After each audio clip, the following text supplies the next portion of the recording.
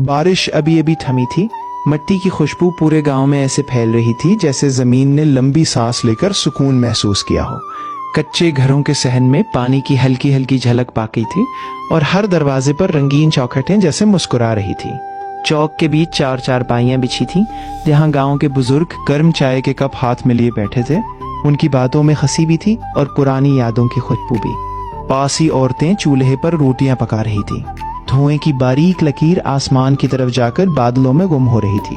दो बच्चे हाथों में दूध के बर्तन पकड़े हंसते हुए कीचड़ में से गुजरे।